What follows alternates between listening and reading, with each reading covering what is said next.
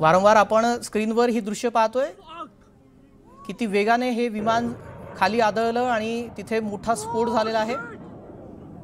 याबाबत अधिकृत कुठलीही घोषणा करण्यात आलेली नाही आहे की कारण काय आहे, मात्र आपण पाहतोय कशा प्रकारे हे विमान इथे कोसळलेलं आहे।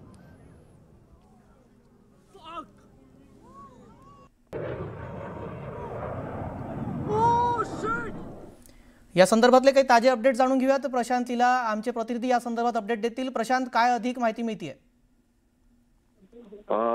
ज्या पद्धतीने तेजस या विमानाचं जे लढाई विमान आहे, एअर शो मध्ये डेमोच्या दौऱ्यान हा जो क्रॅश झाला त्यामुळे एक प्रकारचा धक्का या सदरात मिळालेला आहे। साधारणतः दुपारी 2:10 दरम्यान ही घटना झाल्याची माहिती पुढे आलेली आहे। दुबईतील ए शो मध्ये दरम्यान तेजस हे जे लढाऊ विमान आहे हे कोसळलेलं आहे। जेव्हा विमान प्रदर्शन करताना उंच उडत होतं त्यावेळेस अचानक ते जमिनीवर कोसळला। त्यानंतर पूर्ण भागामध्ये काळा धुवा पाहायला मिळाला आणि घटनास्थळावरती अपघात तपली देखील पाहायला मिळाली। यामध्ये पायलटला इंजेक्ट होण्यासाठी वेळ मिळाला नाही अशी देखील माहिती पुढे आलेली आहे।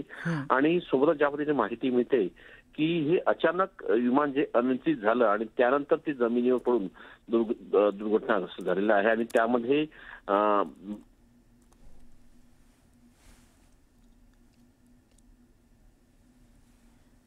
आपण पाहतो या संदर्भातली माहिती आमचे प्रतिनिधी प्रशांत देत होते की कशा प्रकारे इथे अपघात झालेला आहे। त्या संदर्भातली एक लेटेस्ट अपडेट जी स्क्रीनवर आपण पाहतोय, दुबईमध्ये एअर शो दरम्यान हा तेजस विमान इथे कोसळलेला आहे। तेजस फायटर जेट जो मेक इन इंडिया प्रोजेक्ट अंतर्गत संपूर्णपणे भारतात बनवण्यात आलेला जेट आहे आणि तो इथे कोसळलेला आहे।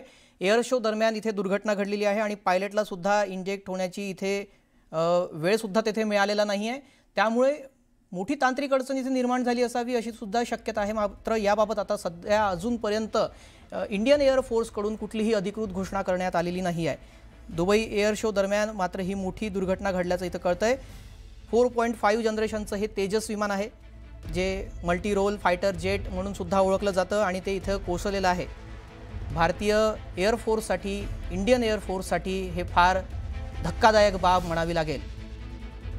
पूर्णपणे हे स्वदेशी विमान आणि हे अशा प्रकारे आंतरराष्ट्रीय एअर शोमध्ये कोसळलेलं आहे, त्यामुळे ही फार मोठी दुर्घटना आहे आणि इंडियन एअर फोर्सला देखील हा फार मोठा धक्का आहे।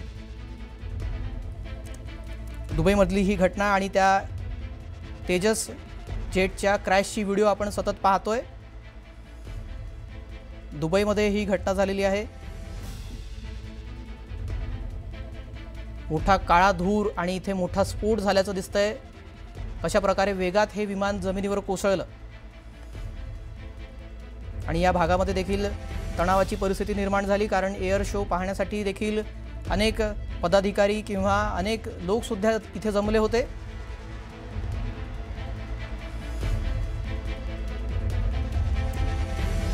या संदर्भात चर्चा करण्यासाठी ब्रिगेडियर हेमंत महाजन आपल्यासोबत जोडले गेलेले आहेत। हेमंतजी, आपण पाहतोय ही फार मोठी दुर्घटना आहे। इंडियन एअर फोर्सला हा मोठा धक्का मानावा लागेल, कारण पूर्णपणे स्वदेशी जे तेजस विमान आहे आपलं हे फायटर जेट अशा प्रकारे कोसळलंय। कसं बघता याकडे? म्हणजे माझ्या माहितीप्रमाणे तेजसचं अशा प्रकारचं ऍक्सिडेंट होणं हे पहिल्या वेळा झालेलं आहे आणि हा ऍक्सिडेंट कशामुळे झाला याची चौकशी नक्कीच केली जाईल आणि कारण शोधलं जाईल। आणि खास तर एअर शो सुरू असताना जर एखादं विमान कोसळतं तर त्यावेळेला इतर देशाचे लोक सुद्धा त्याला बघत असतात आणि तसं म्हटलं तर देशाकरता ही फार वाईट बातमी असते, कारण अशा प्रकारचा ऍक्सिडेंट झाला तर कोणीही आपल्याकडनं तेजस सारखं विमान हे विकत घेणार नाही। अर्थात ज्या वेळेला विमानाचा अपघात होतो त्याला 3 किंवा 4 मोठी कारणं असतात। एक म्हणजे पायलटनी केलेली चूक, पायलटनी काहीतरी चुकीचं बटन दाबलं वगैरे, तो एक भाग असू शकतो। किंवा दुसरं असतं ज्याला म्हणतात मेकॅनिकल फेल्युअर, म्हणजे विमानाचा एखादा महत्वाचा भाग म्हणजे इंजिन वगैरे सीज झालं आणि त्यांनी काम करणं बंद केलं ज्यामुळे अपघात झाला। किंवा तिसरं असतं ऍक्सिडेंट, म्हणजे ऍक्सिडेंटमुळे म्हणजे विमान सुरू असताना एखादा पक्षी मध्ये आला, बर्ड हिट वगैरे ज्याला म्हटलं जातं, तर त्याच्यामुळे विमान कोसळलं। तर अशी ही 3-4 महत्वाची कारणं असतात। नेमकं कारण कुठलं हे शोधलं जाईल आणि अशा प्रकारच्या चुका होऊ नये म्हणून ज्या चुका झाल्या असतील त्या दुरुस्त केल्या जाईल। परंतु याच्यामध्ये घातपात म्हणजे आपल्या शत्रूंनी कोणीतरी घातपात करून हे विमान पाडलं, म्हणजे एखादं जॅबिंग केलं किंवा इतर गोष्टी केल्या, हे सुद्धा शोधावं लागेल. कारण देशाचे शत्रू अशा गोष्टी करण्यामध्ये ऍक्टिव्ह असतात, तर त्याच्यावरती पण लक्ष द्यावं लागेल आणि नेमकं कारण शोधावं लागेल. आणि मला खात्री आहे की हे चेक केलं जाईल आणि नेमकं कारण समोर येईल आणि अशा प्रकारचे अपघात याच्या काळजी घेतली जाईल. हेमंतजी, आता तुम्ही मुद्दा उपस्थित केला, घातपाताची शक्यता सुद्धा असू शकते, शत्रूंनी काही कारस्थान इथं केलं असावं, पण अशा इंटरनॅशनल एअर शो मध्ये अशा प्रकारे घातपात करण्याची शक्यता कितपत असते? दुबईत असं म्हटलं तर एक न्यूट्रल जागा आहे आणि न्यूट्रल ठिकाणी म्हणजे तिथले जे सरकार असतं किंवा तिथली जी व्यवस्था असते ते अशा प्रकारे घातपात होऊ नये म्हणून नक्कीच काळजी घेत असतात. पण लक्षात असावं की अशा प्रकारच्या घातपाताच्या घटना हे घडत असतात आणि याच्या आधी घडलेल्या आहेत. कारण काय असतं की प्रत्येक जे परदेशांमध्ये प्रत्येक देश आपलं विमान विकण्याचा प्रयत्न करतो आणि त्याच्यामध्ये आपल्याला आठवत असेल की मध्ये चीननी एक प्रकारच्या बातम्या सुरू केल्या होत्या की त्यांनी आपलं राफेल विमान पाळलं वगैरे आणि मग नंतर अमेरिकेने त्याच्यावरती भाष्य केलं होतं की हे सगळ्या ही म्हणजे राफेल विमान पडलं ऑपरेशन सिंदूरमध्ये. अशा प्रकारच्या बातम्या चीन पब्लिश करत होतं कारण त्यांना आपलं विमान विकायचं होतं आणि भारताची म्हणजे विमानाची क्षमता कमी दाखवण्याचा तो प्रयत्न होता. शक्यता आहे, टाळता येत नाही, चेक करायला काहीच हरकत नाही. जी, धन्यवाद हेमंतजी, आपण या संदर्भात न्यूज 18 लोकमतशी चर्चा केली आणि सविस्तर माहिती दिली.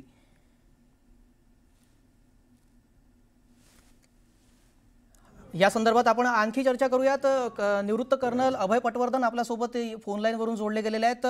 अभयजी, ही फार मोठी दुर्घटना आहे. आता इंडियन एअरफोर्ससाठी मोठा धक्का समजला जातोय. भारताची आकाशातली शान तेजसकडे बघितलं जातं. काय कारण तुम्हाला वाटतं याबाबत? अतिशय दुर्दैवी घटना आहे आणि ते दुबई एअर शो ज्याच्यामध्ये पूर्ण आंतरराष्ट्रीय लोक आणि विमान खरेदी करणारे लोक आलेले आहेत. अशा ठिकाणी अशी एक दुर्घटना व्हावी हे भारतासाठी आणि आपल्या जे आपण आत्मनिर्भर भारत झालेलो त्याच्या करता एक फार दुर्दैवी घटना आहे. कारण बरेच लोक तेजसवर नजर लावून होते. मलेशिया, फिलिपिन्स, आफ्रिकेतले काही लोक, इजिप्त, या लोकांना तेजस पाहिजे होतं आणि आता ते याच्याबद्दल कितपत जातील याच्याबद्दल मला शंका आहे.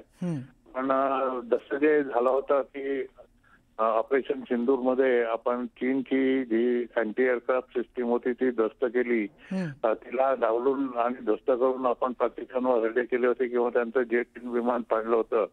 त्यामुळे तिथले चायनामधल्या त्या कंपन्यांचे शेअर एकदम अर्ध्याच्या वर खाली झाले होते आणि त्यांच्याकडे ज्या काही मागण्या होत्या त्या एकदम थांबून गेल्यात.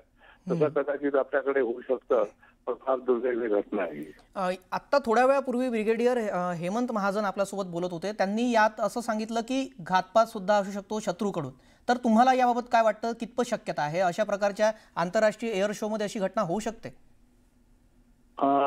जनरली व्हायला नको, पण काही सांगता येत नाही. कारण तेजस हे खास करून चायनाच्या J-15, J-10, J-17 या विमानाची टक्कर देत होतं आंतरराष्ट्रीय मार्केटमध्ये जाय करता.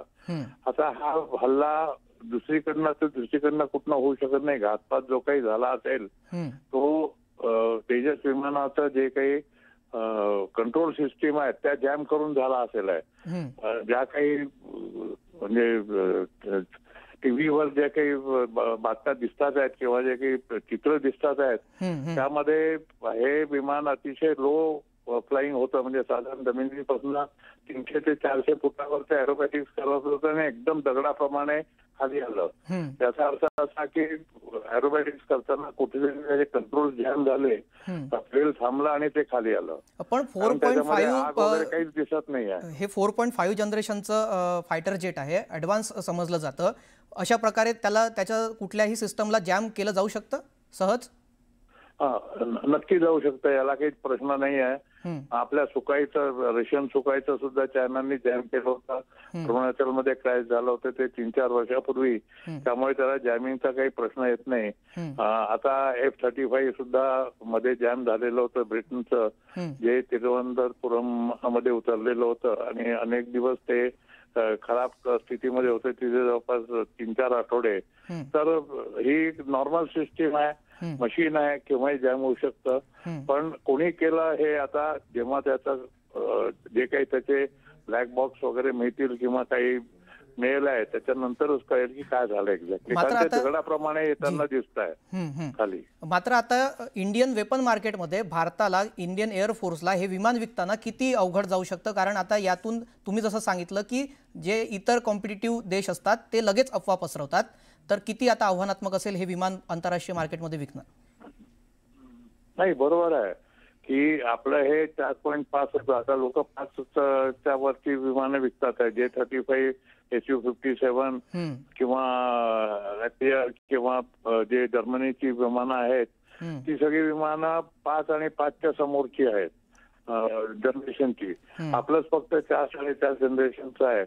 हे गरीब देश घेणार होते, गरीब म्हणजे ज्यांना फार जास्त टेक्नॉलॉजीची आवश्यकता नाही असे लोक घेणार होते. आणि त्याच्यामध्ये आपला नंबर फार वरचा होता, कारण ऑफ सिंदूर मध्ये याची जी काही आवश्यकता होती किंवा याचा जे काही दरारा होता तो सिद्ध झालेला होता. त्यामुळे लोकांची फार मागणी वाढलेली होती.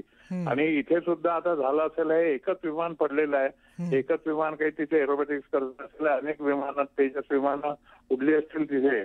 तर त्यामुळे फारसा फरक पडणार नाही असं मला वाटतं, पण फरक निश्चित पडेल कारण लोक दोनदा विचार करतील. नक्कीच.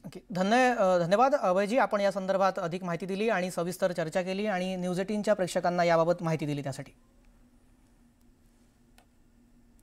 आपण पाहतो या संदर्भातली अधिक माहिती आपण सुद्धा जाणून घेतलेली आहे की आता या प्रकारे अशा जे क्रॅश झालेलं आहे हे 4.5 जनरेशनचं फायटर जेट होतं, जे तिथे दुबई एअर शोमध्ये प्रदर्शन करत होतो आणि त्यानंतर अतिशय लो लेवलवर हे फ्लाय करत असताना हे इथे क्रॅश झालेलं आहे. आणि त्याची आता नवीन ताजी दृश्य देखील या ठिकाणातली समोर आलेली आहे. कशा प्रकारे आपण पाहतो, ही दुसरी दृश्य आहे, लेटेस्ट दृश्य आपण पाहतोय टीव्ही स्क्रीनवर. एअर शो दरम्यान ही मोठी इथे दुर्घटना झालेली आहे आणि कशा प्रकारे हे कोसळलं ते पाहतोय. तर हे इतर दुश्मन देश किंवा कॉम्पिटिटर कंट्रीकडून सुद्धा अशा प्रकारे जॅमर लावून फेल केलं आणि पाडलं जाऊ शकते अशी सुद्धा शक्यता वर्तवण्यात आलेली आहे. त्याबाबत देखील आता तपास करावा लागेल. मात्र याबाबत ज्या वेळेला पूर्णपणे इन्व्हेस्टिगेशन होईल, ब्लॅक बॉक्स जेव्हा बाहेर येईल त्यातून अधिक तांत्रिक बाबी कळतील. मात्र अशा प्रकारे भारताचं हे स्वदेशी विमान अशा एअर शोमध्ये कोसळल्यानं भारतासाठी ही फार धक्कादायक बाब आहे. कारण 4.5 जनरेशनचं हे विमान होतं आणि आता हे विमान खरेदी करण्यासाठी काही देश इच्छुक सुद्धा